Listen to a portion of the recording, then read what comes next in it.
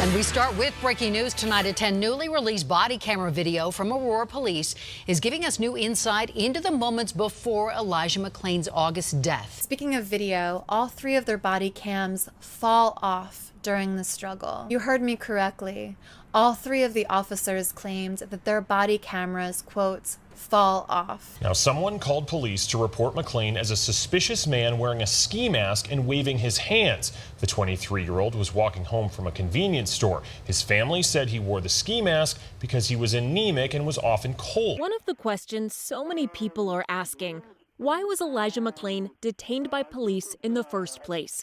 He hadn't committed a crime. Yeah, he's walking south on Billion Street and he has a mask on.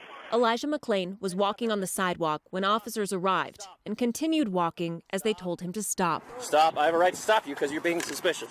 We got 1,700 voicemails on our main phone number, and our server only holds 1,700 voicemails. Dave Young is the Adams County prosecutor in the Elijah McClain case, the man who did not file criminal charges against the officers involved in McClain's death. Now, 10 months later, he's hearing about it. Is it going to have an impact on my decision? And the answer is no. Speculation, you could have investigated more. So you're saying if a pathologist doesn't give you a home run, you never go forward with a case? And by the way, there was no injuries to him whatsoever. He's dead. Serious. He's dead. Yeah, if you want to say the forensic pathologist doesn't know what he's doing, you could say that all you want. No, that's what you're saying to get away from my question. You're saying there are no injuries. The guy's dead. So clearly things happened to him that were wrong, Mr. DA. I don't have any grounds to open up a new investigation. But you could. And certainly, yeah, I could send investigators out and open an investigation on anything, but I've got to have a reason to do that. And right now I don't have a reason. Police stopped him while he was walking. They say he was resisting arrest, so they put him in a carotid control hold and he passed out. And then when paramedics arrived on scene, they chose to administer the sedative ketamine, something Aurora Fire says is standard protocol around our region. A female cop holds an already complied Elijah while the paramedic injects at least 1,400 milligrams of ketamine into his neck, which is visible on the coroner's report. Stephen Sina, chief coroner, says this is a normal dose of ketamine. But while researching, I found that 680 milligrams of ketamine is potentially lethal for someone who is 132 pounds. Elijah weighed 140 pounds. And this is why I hold not only Rodema, Rosenblatt, and Woodyard accountable, but also the paramedic, Jeremy Cooper, and the female officer who held him down, and the female officer who was flirting and laughing with other officers while Elijah McClain lay dying on the ground. Stop. Stop. I have a right to stop you because you're being suspicious. Come on with him, okay? No, you don't need to be sensitive. Grab your gun, dude. Stop, dude. Aurora police say the officers were put on leave and they are back on the job.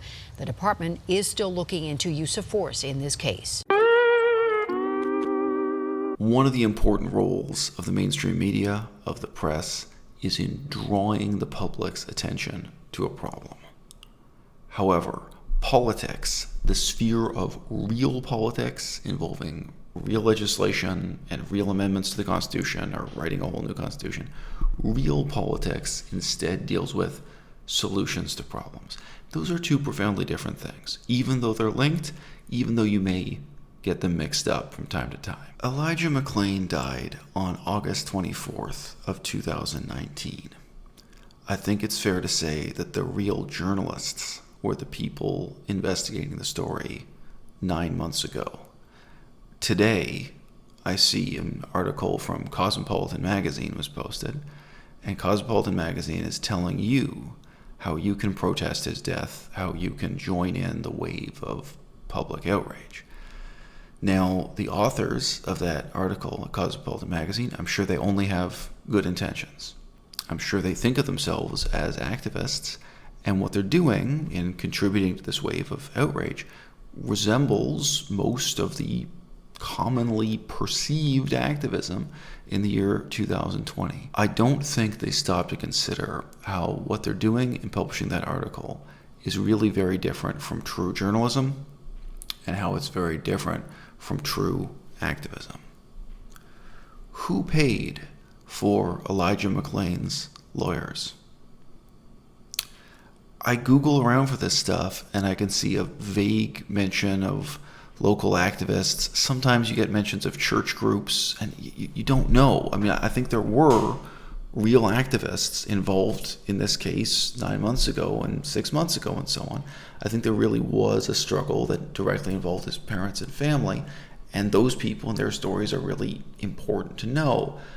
But because of the popularity of the slogan, Black Lives Matter, somehow the actual organization of, resistance on behalf of Elijah McClain, it's attributed to Black Lives Matter, the organization, which is a unique organization founded by 3 women, which has its own bank account and its own Form 990. It exists legally, and it has its own YouTube channel, its own Twitter page, and everything else too.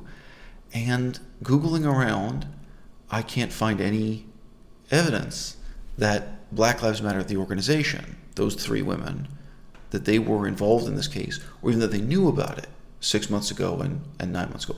I'm sure that they know about it today for the same reasons that Cosmopolitan Magazine knows about it, and probably they will now do the same thing Cosmopolitan Magazine has done. I would expect within the next 48 hours, the 3 co-founders of Black Lives Matter will make public statements quite similar to what Cosmopolitan Magazine did, calling for donations, encouraging you to get involved, encouraging you to join the wave of outrage, encouraging you to join the current protests or quote-unquote activism, as it's so called. Now, I sympathize, but I think it's important to point out the gap between expectations and reality with Black Lives Matter as an organization. Many groups of donors have offered to pay millions of dollars, in some cases more than $10 million, in some cases more than $100 million, to build Black Lives Matter into the organization that they, in their mind's eye, desire it to be.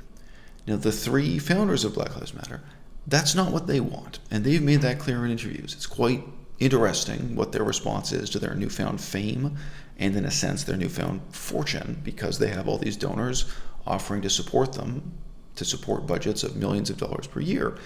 And they've stepped back from that and said, no, that's not what they intend to do at all. Okay, interesting.